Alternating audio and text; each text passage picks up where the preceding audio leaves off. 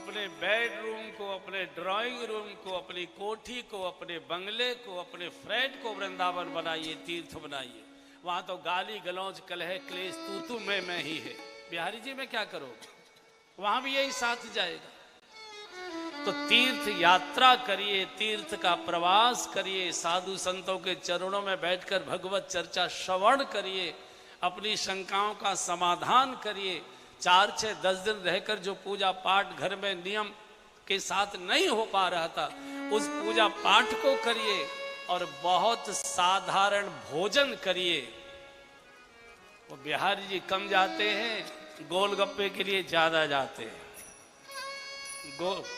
जाइए, बहुत अच्छी बात है, खूब गोलगप्पे खाइए, यहाँ के डॉक्टरों का बढ़ेगा, अच्छा बिजनेस अच्छा बढ़ेगा, कोई चिंता की बात नहीं, सबका फायदा होता है।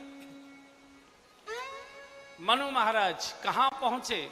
तीरथ बरने मीश विख्याता, तीरथ बरने मीश विख्याता, अति पुनीत साधक सिद्धिदाता, अति पुनीत साधक सिद्धिदाता।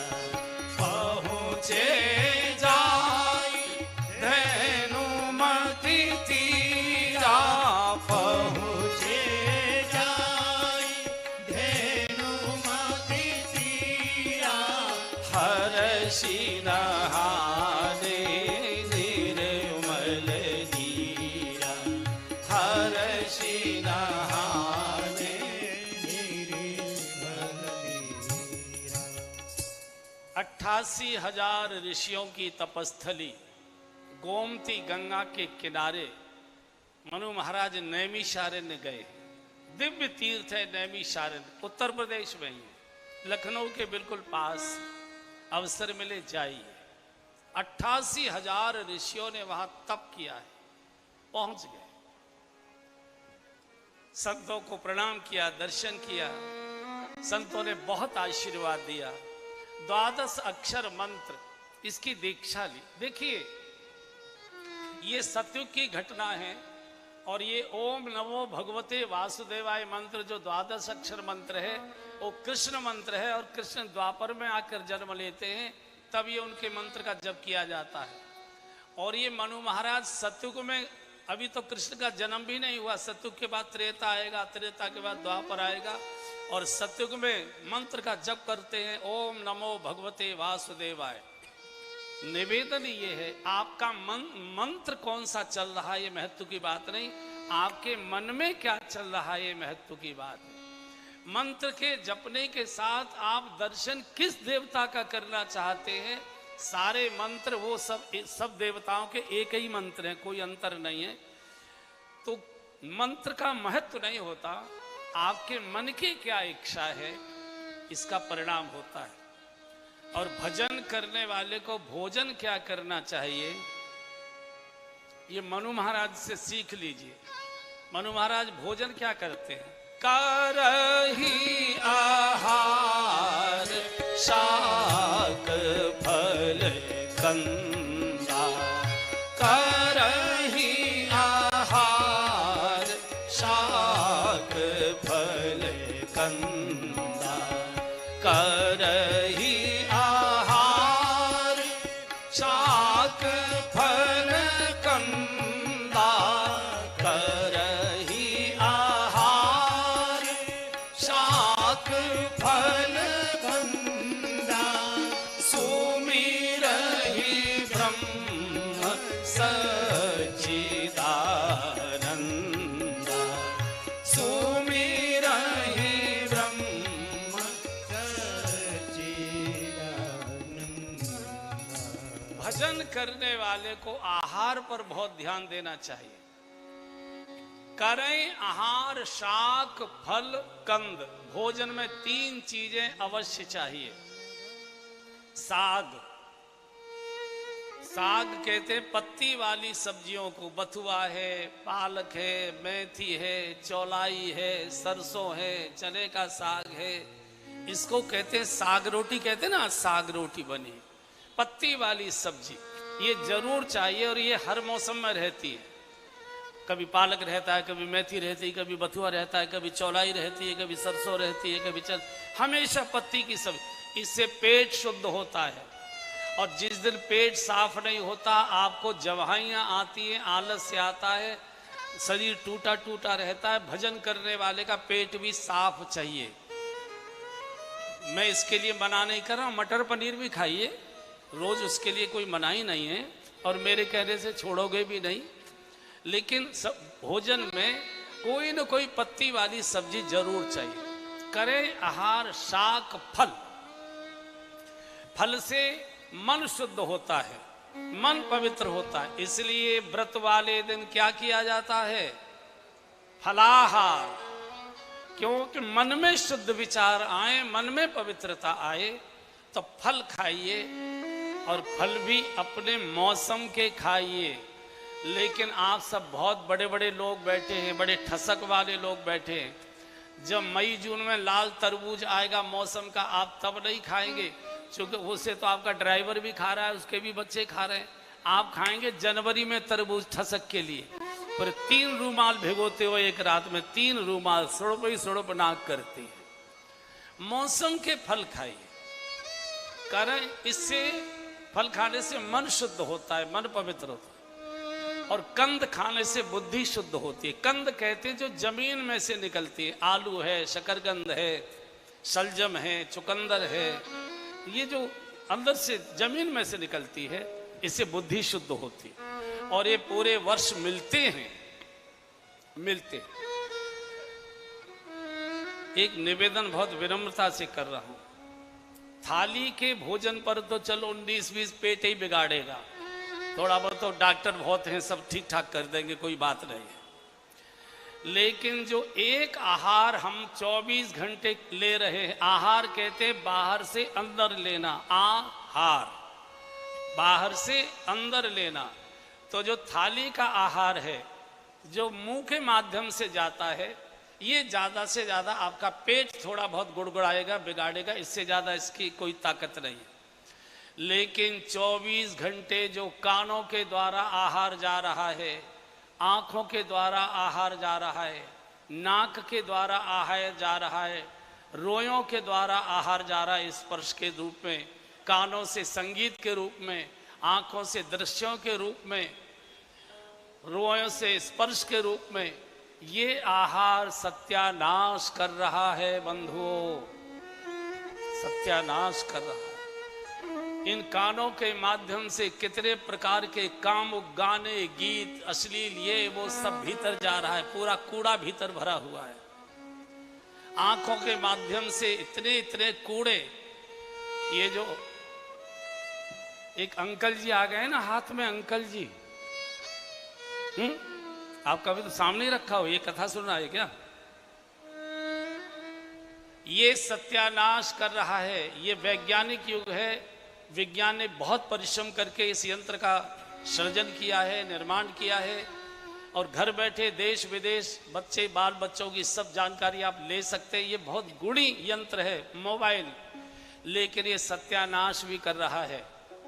इसमें आप न कोई गुणी चीज देखते हैं, न किसी शास्त्र के चीजें देखते हैं, न किन्हीं कथाओं को देखते हैं। आप क्या देखते हैं मुझे मालूम नहीं, भगवान ही जाने। चलो एक मोबाइल तो समझ में आ गया, जरूरी है, क्योंकि आज की टेक्नोलॉजी, आज के युग में समाचार लेना देना पड़ता है। ये 2 मोबाइल किस लिए रखे गए? चलो मैं ये भी समझ सकता हूं कि एक में जनरल लोगों के नंबर है भरे, एक में वीआईपी लोगों के नंबर भरे हैं, ये भी मेरी समझ में आ सकता है। ये तीसरा मोबाइल किसके लिए रखा हुआ है? तीसरा मोबाइल किसके लिए रखा? और बच्चों को कहती हो कि मोबाइल बहुत देखता है, मोबाइल बहुत देखता है, और बूढ़ा रात के 1-1 बजे तक देख रहा है। बच्चे चाबी के छेद में से देख लेते हैं कि पापा का मोबाइल चल रहा है।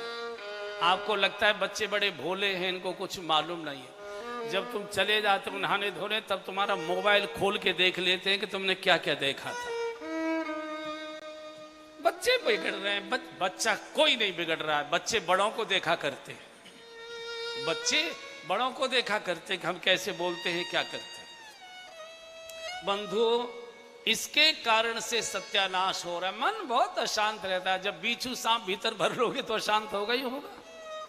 24 घंटे सत्यानाश की चीजें कर रहे हैं आप। इसलिए वही आहार जाए अंदर जो हमारे आत्मा के पाचन तंत्र को भ्रष्ट न कर दे, बिगाड़ न दे। वही देखिए, कम से कम मैं पूरे भारत के लिए तो नहीं कोई दावा कर रहा, न मैं कोई मांग कर रहा हूं, लेकिन जो कम से कम कथा में बैठे कथा सुनते हैं, उनको तो अलग प्रकार का दिखाई देना चाहिए लोगों को कि ये हमारे जैसे नहीं है, ये कुछ और प्रकार के लोग हैं, इनके पास कैसे बैठने को हमको मिले।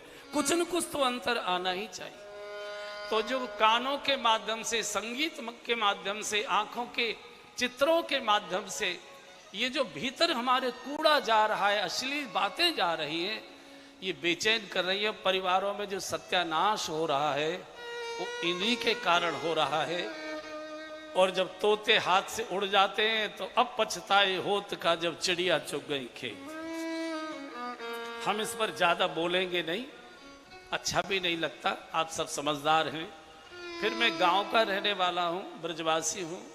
तो पहले हम लोग गांव में चिट्ठी लिखा करते थे, तो चिट्ठी पूरी लिखने के बाद एक लाइन नीचे लिखी जाती थी, थोड़े लिखे को बहुत समझना। तो मेरी प्रार्थना बहुत थोड़ी है, लेकिन इसको थोड़ी, इससे थोड़े बचिए। अगर बच्चों को बचाना है तो आप बचिए, पहले आप बचिए।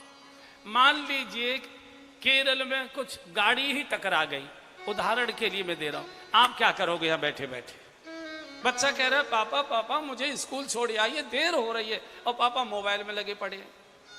हम व्यर्थ के कूड़े को अपने भीतर, फिर कहते हैं मन बहुत अशांत रहता है। अब जब सांप बिच्छू भीतर भर लोगे वो तो डंक मारेंगे ही मारेंगे। इसलिए कथा अगर नहीं भरोगे तो संसार की व्यथा भरेगी, मन खाली कभी रह नहीं सकता है। इसलिए कुछ न कुछ अंतर लगना चाहिए, मित्रों को भी लगना चाहिए, हमारे रिश्तेदारों को भी लगना चाहिए। नहीं भाई ये पहले जैसा नहीं है, अब कुछ न कुछ अंतर है इसमें, अब नहीं वो वाला नहीं रहा, ये कुछ और हो गया है। लगना चाहिए कि कौन सी वॉशिंग मशीन में से आया है, बता दो दुर्गा मंदिर में राम कथा में गोता लगा कर आए हैं, उसके अंदर से हमारे जीवन में शुद्धता आई है। तो मनु महाराज भजन करने वाले को, और आहार में जो सबसे ज्यादा चोट पड़ती है वो प्याज और लहसुन पर पड़ती है। अच्छा, कई लोग हम महाराज जी हमारे घर में न प्याज आती है न लहसुन आती है। मैंने कोई बात नहीं, प्याज लहसुन तो नहीं आते, रिश्वत तो आती है, बेईमानी तो आती है, नंबर 2 तो आता है, कलह तो आती है, क्लेश तो आता है। इससे तो अच्छा मेरे यार प्याज लहसुन निकाल लिया करो। प्याज लहसुन, मैं व्यासपीठ से बोल रहा हूं, सारा देश विश्व सुनना है मेरी बात को। कुछ लोग आलोचना कर सकते हैं। प्याज लहसुन खाने से भजन का कोई संबंध नहीं है। प्याज लहसुन खाने से भजन नहीं बिगड़ता, ये अपना अपना शौक है। किसी को तोरई अच्छी लगती, किसी को नहीं लगती, किसी को घी अच्छा लगता है, किसी को नहीं लगता, किसी को कढ़ी अच्छी लगती है, किसी को नहीं लगती। इसके शारीरिक संबंध हैं, ये शरीर पर थोड़ा बहुत असर करता है। हाँ, इसके अल्टरनेट भी है। अगर प्याज लू को खत्म करती है, लू से बचाती है, तो उन दोनों में सत्तू है अपने यहाँ जौ का, सत्तू पीजिए, हो जाएगा। लहसुन ठंड से बचाता है हमको, तो उसका अल्टरनेट अदरक है, सौंठ है, उसका उपयोग। हर चीज के अल्टरनेट है। लेकिन मैं प्याज लहसुन का बिल्कुल भी विरोधी नहीं हूं। अच्छा चलो हम बिल्कुल नहीं खाते, निकलते तो बाजार में से ये क्या छौंक लगता है, क्या पकोड़े सीखते हैं प्याज के, तो क्या नाक बंद कर लेते हो? सूंघते तो हो ही, सूंघते तो हो ही। हवाई जहाज से जाते हो, ट्रेन में जाते हो, सरकारी भोजन आता है, कैसी बढ़िया गंध आती है, मन करता है कि ले लो इससे एक प्लेट। तो बहुत छोटी बातों में हिंदू समाज को भटका दिया है। भजन का संबंध इन छोटी बातों से नहीं है, भजन का संबंध है हमारे मन के चिंतन का। हमारा मन क्या चिंतन कर रहा है और क्या चाहता है, हमारी आंखें क्या देखना चाह रही हैं और क्या देख रही है। इस समीकरण को शुद्ध कर लीजिए, फिर कुछ भी खा लिया, अगर प्याज लहसुन खा भी ली। अच्छा ये बताओ, कई लोग शादी में जाते नहीं नहीं कुछ नहीं ले, कुछ आइसक्रीम खा लेते। अरे कुछ तो अच्छा ठीक है थोड़ी आइसक्रीम ले लेते। आइसक्रीम कौन कौन खाए हैं? आइसक्रीम पेस्ट्री देखो हाथ नहीं उठा रहे डर के मारे, और सबने खाई है, सबने। बिना अंडे के आइसक्रीम बनती ही नहीं है, बनती ही नहीं है। वो जो पेस्ट्री होती है बिना उसके बनती ही नहीं है। ये जितने बढ़िया फुसफुसे बिस्कुट आते हैं ये उसके बिना बनते ही नहीं है। आप ग्लूकोज के पार्ले बिस्कुट नहीं खाते, आप जो खाते हैं मुझे नाम नहीं मालूम, नहीं सुना देता है एक आधा। तो इन छोटे कूड़े कचरे में मत फंसिए, भजन की ओर बढ़िए, धीरे धीरे ये भी छूट जाएंगे। आप प्रकाश की ओर बढ़िए, अंधेरा आपके छाया आपके पीछे छूटती चली जाएगी। अगर सूरज की ओर पीठ करके चलोगे तो आपकी छाया आगे आगे चलेगी, सूरज की ओर मुख करके चलोगे छाया पीछे छूट जाएगी। बंधो कथा की ओर बढ़ो, भगवान राम की ओर बढ़ो, मंदिरों की ओर बढ़ो, सत्संग की ओर बढ़ो, छोटी मोटी चीजें अपने आप छूटती चली जाएंगी, कुछ करने की आवश्यकता नहीं। ये जो कथा है ये हमारे जीवन को सुधारती है, ये हमको खड़ा करती है कि बेटा कथा में तुम कहां खड़े। और मैं बार बार निवेदन करता हूं कि कथा में अपने को कथा के बीच में खड़ा करिए, पंडाल में नहीं, कथा के बीच में जो प्रसंग चल रहा है उसके बीच में अपने को खड़ा करिए और फिर देखिए जो प्रसंग चल रहा है ये मुझसे कितना मिलता जुलता है, इस प्रसंग में मैं कैसा दिखाई देता हूं, मैं कहां खड़ा दिखाई देता हूं। ये पाला बदलने वाली कथा है। पार्टी बदलना तो अच्छा नहीं माना जाता, पाला खेल में बदला जाता है। अभी तक हम गलत खेल में खेल रहे थे, अब कथा सुनी है पाला बदल देते हैं। पहली बात गई, आगे की यात्रा नहीं शुरू। हम अपनी कोठी में, मकान में, घर में बुहारी झाड़ू खूब लगवाते हैं। कई कई बहरी हमने रख रखे झाड़ू बुहारी के लिए, और दो दो बार झाड़ू लगती है हमारी कोठियों में। लेकिन एक गलती कर देते हैं, कूड़ा भी हमने बाहर फेंकवा दिया सड़क पर, लेकिन गलती क्या कर दी, खिड़की दरवाजा बंद करना भूल गए।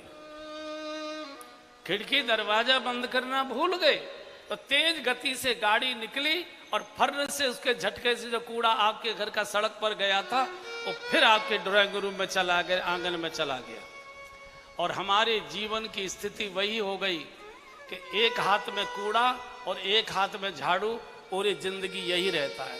झाड़ू लगाई, कूड़ा फेंका, खिड़की दरवाजे बंद करना भूल गए, फिर अंदर कूड़ा आ गया और सारी जिंदगी मरते दम तक यही कूड़ा लेकर हम मरकर चले जाते हैं। बंधुओं सत्संग बहुत कर रहे हैं आप, मंदिर बहुत जा रहे हैं आप, दान पुण्य बहुत कर रहे हैं, धर्म के कार्य बहुत कर रहे हैं, लेकिन 4-6 महीने का किया गया धर्म का, भजन का, सत्संग का जो मन पर प्रभाव था, एक बार साले के लड़के की शादी में चले गए, बस सत्यानाश कर आए। वही सत्यानाश कर आए। एक बार दोस्तों के साथ गोवा घूमने चले गए, सत्यानाश कर आए। बंधुओं खिड़की दरवाजे बंद करना भी सीखिए। पहले चलता था भाई, अब नहीं चलेगा। कथा सुनी है हमने, नहीं क्षमा करिए, झूठ बोलकर सत्य की रक्षा करिए। अभी अभी मैंने होम्योपैथी की दवाई ली है, नहीं ले पाऊंगा, क्षमा करें, तबीयत खराब हो जाएगी। सत्य की रक्षा करिए, भले ही असत्य से होती हो। सत्य बचना चाहिए, शुभ बचना चाहिए। अरे कोई बात नहीं, ले लो एक आधा घूंट में क्या जाता है। एक घूंट आपको गड्ढे में ऐसा गिराएगा, निकलने नहीं देगा आपको। इसलिए कथा केवल मनोरंजन के लिए नहीं है, ये मन के मैल को धोने का साबुन है। कथा नहीं सुनी थी, चल सकता था, चलता था, अब नहीं सर। 20-50 लोगों के बीच में मैं नाचा हूं, लोग क्या कहेंगे, यहां भी नाच रहा है और वहां भी पी के मटक रहा है। मुंह नहीं दिखा पाएंगे, मुंह नहीं दिखा। ये मनु महाराज हमारा मार्गदर्शन कर रहे हैं। गा लीजिए करही आहार शाक फल कंदा, करही आहार शाक फल कंदा। बहनों से मेरी मेरी हाथ जोड़कर प्रार्थना है कि अपने पतियों को कम से कम 7 दिन तक, जब तक कथा है तब तक मत डालिए। देखिए महाराज जी क्या कह रहे थे, सुना कि नहीं सुना है? मैं रोज कहती थी, सुनते ही नहीं थे, मानते नहीं।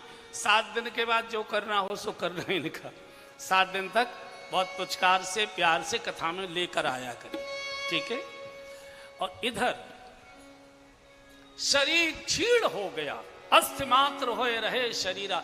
जब जीवन में भजन बढ़ता है तो शरीर का वजन घटता है, ये नियम, ये नियम बिल्कुल। अस्थि मात्र होए रहे शरीरा, तदपि मनाग मने नहीं पीरा। आज आकाशवाणी हुई है, भगवान ने आकाशवाणी से संबोधन किया, मनु महाराज वरदान मांगो, वरदान मांगो, मांगो मांगो बरु भई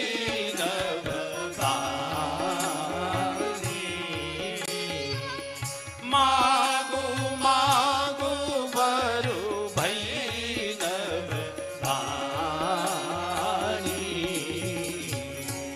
परम गंभीर कृपामृत सारी, परम गंभीर कृपामृत सारी। मृतक जियावन गिरा सुहाई, मृतक जियावन गिरा सुहाई। श्रवण रंग होई उर जब आई, श्रवण रंग होई उर जब आई। हस्त पुष्ट तन भये सुहाई, हस्त पुष्ट तन भये सुहाई। मानव अब ही भवन ते आए, मानव अब ही भवन से आए। मनु महाराज वरदान मांगो, वरदान मांगो। बोले प्रभु आपका दर्शन चाहते हैं। बोले ठीक है। बोले नहीं, ठहरिए, क्या कहना है? बोले अगर आप चतुर्भुज रूप में आएंगे दर्शन नहीं करेंगे, विराट रूप में आएंगे दर्शन नहीं करेंगे, किसी और रूप में आएंगे तो दर्शन नहीं करेंगे। बोले क्या रूप चाहिए?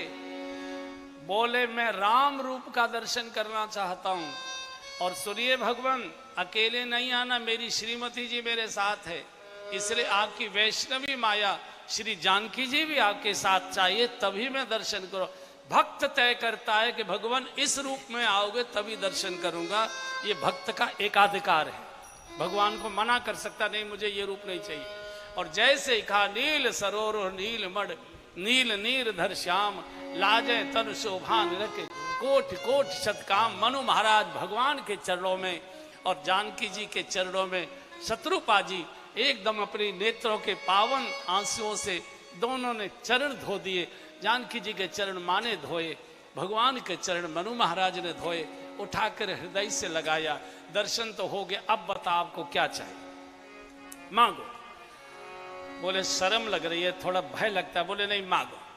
महादान मोई जान, मैं महादानी हूं। तो जैसे देखो चंदा लेने वाले एकदम रसीद बुक नहीं करते, दिखाते, पहले मीठी मीठी बात करते, उनकी तारीफ करते, बढ़िया बढ़िया बढ़िया बढ़िया।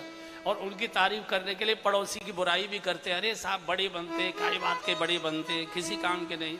तो ये इनको फुसला देते, इसको फुसला, बिल्कुल वही चल रहा है। दान शिरोमणि कृपा निधि और नाथ कहूं सतभाव, चाहूं तुम ही समान सुत,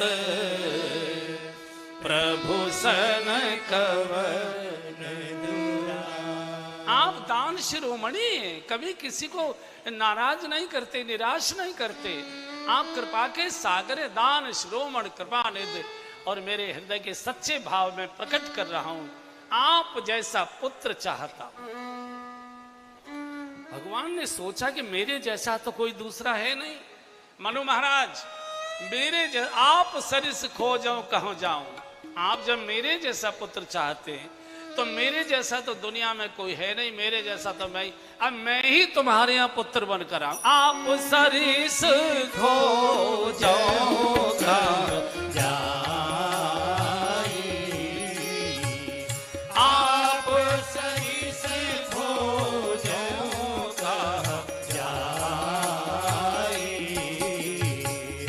कहाँ तब तनय होव में आई, नप तब तनय होव में आई, पूर्व में अभिलाष तुम्हारा, पूर्व में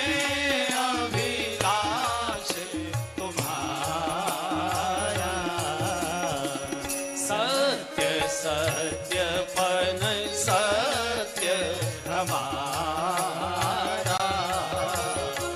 सत्य सत्यपन सत्य हमारा। अब मेरे जैसा तो मैं कहाँ खोजूं, मैं ही आपका पुत्र बनकर। वो सच कह रहे? बोले हाँ, सत्य सत्यपन सत्य हमारा। भगवान ने 3 बार बोल दिया सत्य हो सत्य हो। अरे गदगद हो गए मनु महाराज। तो शत्रुपाज ने कहा आपको तो मांग लिया, मैं क्या करूं? बोले तुम मांग लो। मैं क्या मांगू? बोले तुम देवी को मांग लो। तो कहा प्रभु हाँ हम भूल गए, ऐसा करिए कि आप तो मेरे आंगन में पुत्र बनकर आइए, और हे देवी आप हमारे आंगन में पुत्र वधू बनकर आइए, हमारा दोनों का कल्याण हो जाएगा। भगवान ने कहा कि कुछ दिनों के बाद बहुत आराम से आप शरीर छोड़ेंगे, त्रेता में आप अवध नरेश बनेंगे, और मैं आपके यहाँ अंशों के सहित प्रकट होऊंगा, अवतार लूंगा। अंतर ध्यान हो गए। मनु महाराज ने अपना कुछ समय के बाद शरीर छोड़ दिया। इधर रावण का जन्म हो चुका है परिवार सहित। 1 लाख पुत्र 1.25 लाख नाती। रावण का कितना बड़ा परिवार होगा, कल्पना करो कि जब परिवार की मीटिंग करता होगा तो 1 लाख पुत्र 1.25 लाख नाती माने 2.25 लाख। फिर पुलिस उलिस के लोग भी लगाता होगा ना, व्यवस्था के लिए कर्मचारी लगाता होगा। मुझे लगता है रामलीला मैदान में भी नहीं आएंगे इतने, उसमें भी नहीं आएंगे। कितना बड़ा परिवार। तो जब इतना बड़ा परिवार देखा रावण का, मेघनाथ जाओ, मेरा आदेश है, जय विद होय धर्म निर्मूला। जिस प्रकार धर्म नष्ट होता वो सब कार्य करो। मंदिरों के शिखर ढहाओ, मूर्तियों को खंडित करो, गौशालाओं में आग लगा दो, महात्माओं की हत्या कर दो, स्त्रियों के गर्भ गिराओ। मुझे कहीं धर्म का दर्शन नहीं मिलना चाहिए। और रावण का आदेश लेकर मेघनाथ ने जब ललकारा है सृष्टि को, भगदड़ मच गई। परम सभीत धरा अकुलानी। धरती धैर्य का प्रतीक है। जब समाज का धैर्य कांपने लग जाए तो भगवान अवतार के लिए आंख खोल देते, जाग जाते। भगवान सुबक्कड़ बहुत है, शांताकारम भुजगशयनम। तो भगवान जाग जाते। धरती ने गाय का रूप बनाया। ऋषि मुनियों के पास जाकर, बाबा मेरी रक्षा करो, सारी सृष्टि का भार मैं सह रही हूं, मुझे बिल्कुल आपत्ति नहीं है, लेकिन पाप का भार इतना भारी है, पाप भूमि से भारी, मेरे शरीर के भार को हल्का करो। ऋषि मुनियों ने कहा देवी तुम अपना रोना रोने आए, यज्ञ करना, कथा कीर्तन प्रवचन करना, घंटे घड़ियाल बजाकर आरती करना, ये तो हो ही नहीं पा रहा है। हम तो कुटियाओं में छुपे छुपे कंदराओं में बैठे रहते हैं, कब मेघनाथ आके ललकार कर कब मार डाले। ये दूसरी स्थिति है। साधु संत ऋषि मुनि ये समाज के चिंतक और विचारक लोग हैं। और जब समाज में इतना भय व्याप्त हो जाए कि चिंतक और विचारक बोलना ही बंद कर दे, घबरा जाए डर के मारे, कहीं ईडी पीछे न चली आए, ऐसी जब स्थिति हो जाए तब ये देवताओं के पास गए। बोले देवता बड़े ताकतवर। देवताओं ने कहा हमने तो देवलोक कब के खाली कर दिए डर के मारे, हम तो कंदराओं में गुफाओं में छुपे रहते हैं। और देवता पुण्यों के प्रतीक हैं, सत्कर्मों के प्रतीक हैं। बंधुओं और बहनों, जब समाज का धैर्य कांपने लगे, समाज के चिंतक और विचारक भय के कारण मौन हो जाए, और समाज में कोई पुण्य सत्कर्म धर्म दान पुण्य सत्कर्म कुछ दिखाई न दे, चारों ओर लूट खसोट ही दिखाई दे, तब भगवान अवतार के लिए नेत्र खोल देते, नेत्र खोलते। सब देवता ब्रह्मा जी के पास गए, दादा आप ही रक्षा करो। बोले नहीं, ये रावण के आतंक को हम में से कोई नहीं कर सकता दूर, भगवान ही इसको कर पाएंगे। भगवान से मिलो। कहाँ मिलेंगे? चलो बैकुंठ, चलो साकेत, चलो गोलोक, चलो क्षीर सागर। शंकर जी ने हंसकर पार्वती जी को जब कथा सुना रहे थे तो कहा, देवी उन देवताओं के साथ हम भी थे, उन देवताओं के साथ हम भी थे। और जब देवताओं की बात हमने सुनी तो हमने बीच में टोक दिया कि बुरा न मानो तो मैं भी एक बात कहूँ। बोले कहिए। बोले ये तुम पागलपन की बात कर रहे हो। भगवान न साकेत में है, न भगवान गोलोक में है, न भगवान बैकुंठ में है, न भगवान क्षीर सागर में है। भगवान तो सृष्टि के कण कण में व्याप्त हैं और भगवान खोजे नहीं जाते, भगवान पुकारे जाते हैं दर्दीली आवाज से, भरे हुए हृदय से, कपकपाते होठों से, डबडबाती आंखों से। हरि व्यापक एक बार गा लो। हरि व्यापक सर्वत्र समाना, हरि व्यापक सर्वत्र समाना, प्रेम ते प्रकट हो ही में जाना, प्रेम ते प्रकट हो ही में जाना। अग जगमय सब रहित विरागी, अग जगमय सब रहित विरागी। हाँ प्रेम ते प्रभु प्रगट कही जिमियागी, प्रेम ते प्रभु प्रगट कही जिमियागी। शंभु बचन सबके मन माना, शंभु बचन सबके मन माना। साधु साधु के ब्रह्म कथाना, साधु साधु के ब्रह्म प्रधाना। शंकर जी ने कहा भगवान खोजे नहीं जाते, भगवान पुकारे जाते हैं। भरे हुए हृदय से, रुधे हुए कंठ से, कपकपाते होठों से, डबडबाती आंखों से, दर्दीली आवाज से। छोटा 3 महीने का 2.5-3 महीने का बालक है, धूप लगी है, माँ ने चारपाई पर डाल दिया है धूप में, धूप लग रही है, मक्खी लग रही है, बच्चा तो उठ के जा नहीं सकता। क्या करता है? माँ माँ माँ रोना शुरू कर देता है। आटा भी मसल रही होगी, रोटी भी बना रही होगी, सने आटे का हाथ लेकर दौड़ कर जाएगी, बच्चे को उठाएगी, धूप में से छाती से लगाएगी, बच्चा शांत होता है। हम कहाँ ढूंढेंगे? भगवान जहां हो वहीं से पुकारो, एक बार पुकार लो।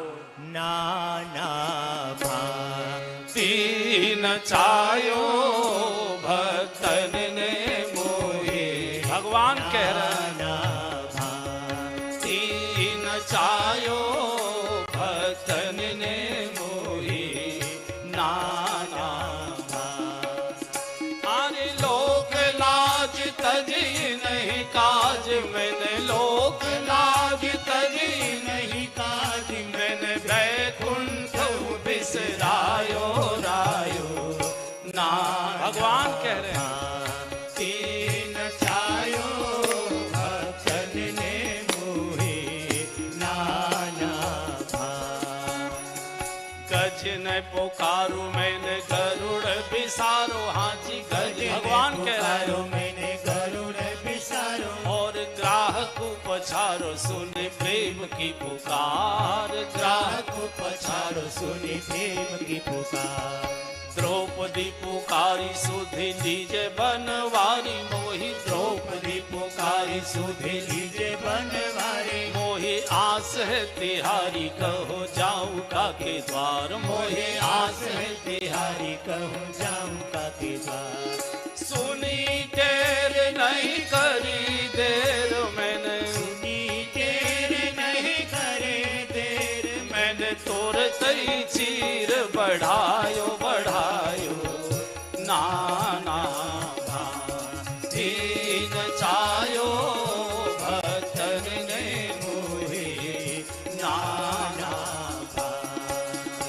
अरे लोक लाज तजे नहीं काज मैंने लोक लाज तजी नहीं काज मैंने बैकुंठ बिसरायो रायो नाना दीन चायो भक्तन ने मोहे नाना नरसी भगत हित सांवरिया सेठ बन नरसी भगत हित सांवरिया सेठ मैंने भातु पहरायो लाज राखी जन की मैंने भातु पहरायो लाज राखी जग की ओ मैंने भातु पहरायो लाज राखी जन की मैंने भातु पहरायो लाज राखी जग की प्रहलाद ने पुकारो नर सिंह रूप धारो प्रहलाद ने पुकारो नर सिंह रूप धारो हिरणाकस मारो सुधि भूली तन की हिरणाकस मारो सुधि भूली दत की दुर्योधन की मेवा त्यागी दुर्योधन धन की मेवा क्या मैंने साध विदुर घर खायो खायो नाना दीन चायो भक्तन ने मोहे नाना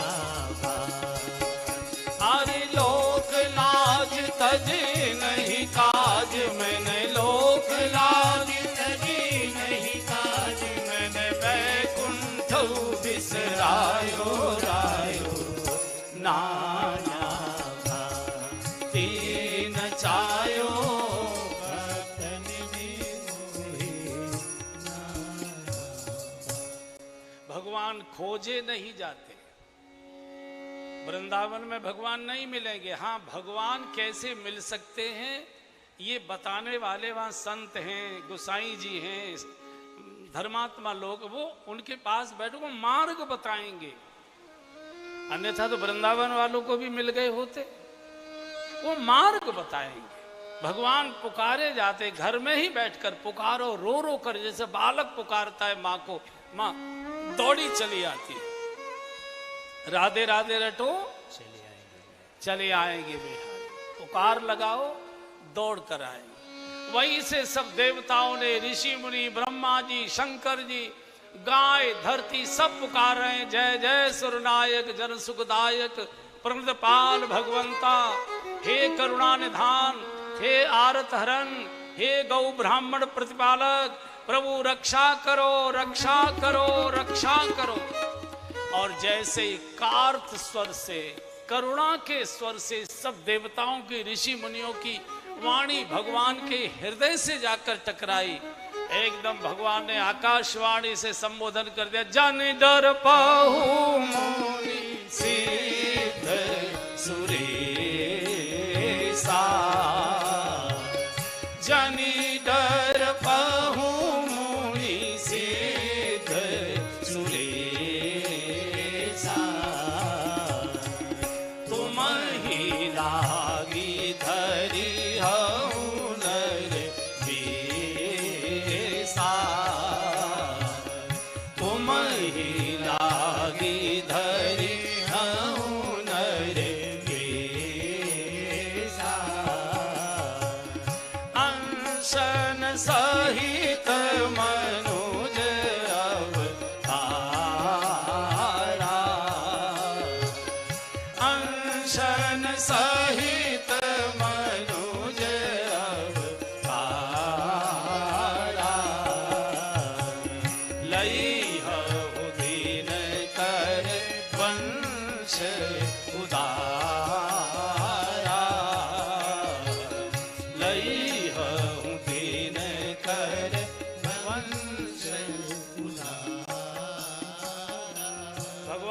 आकाशवाणी से संबोधन कर दे, हे ब्रह्मा जी, हे शंकर जी, हे इंद्र, हे देवताओं, हे ऋषि मुनियों, हे गाय, हे ब्राह्मणों, धैर्य रखो, प्रतीक्षा करो।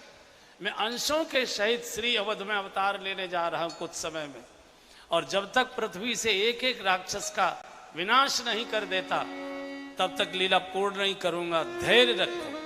अरे देवता तो भागने लगे, देवता तो भागने लगे। तो ब्रह्मा जी ऐसे हाथ खोलकर खड़े हो गए, कहां भाग रहे हो? और अब कई की चिंता है, अब तो भगवान आ रहे हैं, वो सब संकट दूर करेंगे। बोले तुम कहाँ जा रहे हो?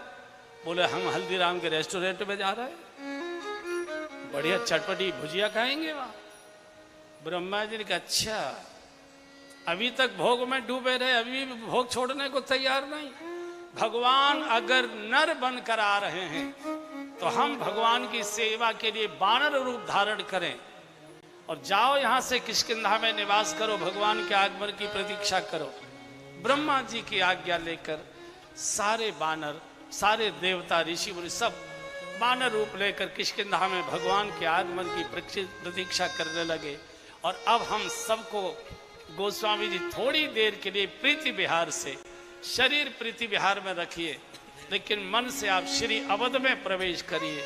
कल कल छल छल बहती सरयू की पावन धारा, चक्रवर्ती नरेश महाराज दशरथ की धर्म की दिव्य राजधानी, 3 रानियों के साथ महाराज बहुत आनंद का जीवन जीते हैं। लेकिन एक अभाव, एक कमी महाराज को हमेशा खटकती भी है, रुलाती भी है और व्याकुल भी करती है। महाराज के कोई पुत्र नहीं है। महाराज के एक पुत्री तो थी शांता नाम की, पुत्र नहीं। और एक रात रोते रोते सो गए महाराज, बहुत रोए, रात्रि को बहुत रोए। एक बार तो रोते रोते झपकी लग गई, तो स्वप्न में भगवान ने सांत्वना दी, राजन धैर्य रखो, धराओ धीर, धैर्य रखो। क्या करूं महाराज, कैसे धैर्य रखूं? बोले यहां रोने से काम नहीं चलेगा, गुरुदेव के चरणों में जाकर रोओगे तब मेरी कृपा होगी। मैं बिना गुरु कृपा के नहीं आया करता। जब तक तुम गुरुद्वारे जाकर गुरु के चरणों में बैठकर नहीं रोओगे तब तक मैं तुम्हारे राज द्वारे तुम्हारे आंगन में नहीं आ सकता। सीधे गुरुदेव के पास जाओ। सोए नहीं, रात्रि में जाग कर तैयार हुए, स्नान आदि पूजा पाठ से निवृत्त हुए। अति प्रातः काल गुरु ग्रह गयऊ तुरत मही पाला,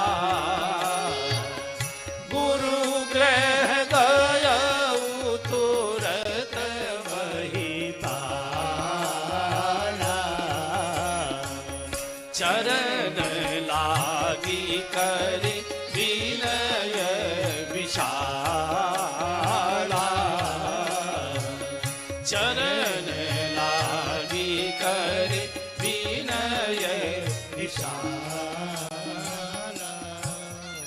गुरुदेव वशिष्ठ को सेवक ने कहा, महाराज महाराज, गुरुदेव महाराज दशरथ द्वार पर पधारे, आपसे मिलना, दर्शन चाहते, बुलाओ। और पूजा करके वशिष्ठ जी खड़े होना ही चाह रहे थे, इतने में तो पहुंच गए दशरथ और साष्टांग प्रणाम किया। दोनों हाथों से गुरुदेव के दोनों चरण पकड़े, शीश चरणों में रखा और जो रोए हैं दशरथ जी, निज दुख सुख सब गुरु ही सुनाए। बहुत रोए, सुख भी सुना दिया। प्रभु आपके आशीर्वाद से, कृपा से पूरा चक्रवर्ती साम्राज्य मेरे पास है, सुंदर सुंदर 3 महारानियां मेरे पास है, राजभवन सब कुछ है। लेकिन गुरुदेव मैं इस रोने को कहां जाकर रोऊं? मेरा आंगन सूना सूना दिखाई देता है, मेरी रानियों की सूनी गोद मुझे ललकारती है। रानियां मुख से तो नहीं बोलती, लेकिन आंखों के आंसू से संकेत करती, राजन ये गोद कभी भरेगी कि नहीं भरेगी, ये गोद सूने की सूनी ही रह जाएगी क्या? क्या हमारे हृदय से कोई छोटा बालक हृदय से लगेगा नहीं? हम किसी को दुलार कर पाएंगे कि नहीं कर पाएंगे? चरण पकड़कर इतना रोए, निज दुख सुख सब गुरु सुनाए। वशिष्ठ जी के भी आंसू आ गए। और बंधु ये भी सूत्र है, अपने जीवन के दुखड़े को रोने किसी रिश्तेदार के यहाँ मत जाइए, किसी मित्र के यहाँ भी मत जाइए। संसार बहुत चतुर चालाक है। आप अपना रोना रोएंगे, आपसे भी लंबा मुंह बना लेगा वो। हो अरे राम राम राम राम, किसकी नजर लग गई, ऐसा कैसे हो गया, ऐसा कैसे हो गया। लेकिन जब हम मिलकर बाहर अपनी गाड़ी में बैठकर चलेंगे, तब पत्नी से ठाका मार के कहेगा अब आया है उठ पहाड़ के नीचे। पहले बहुत उछलता, बहुत कठिन है भाई ये संसार में। जो लगते हैं कि हमारे बड़े प्रिय हैं, वो होठों के प्रिय होते हैं, हृदय के कुछ और ही होते हैं। कहीं अगर आंसू पोंछे जा सकते हैं तो किसी संत के चरणों में ही आंसू बहाए जा सकते हैं, और वहीं आंसू पोंछे भी जा सकते हैं, कोई दूसरी जगह नहीं।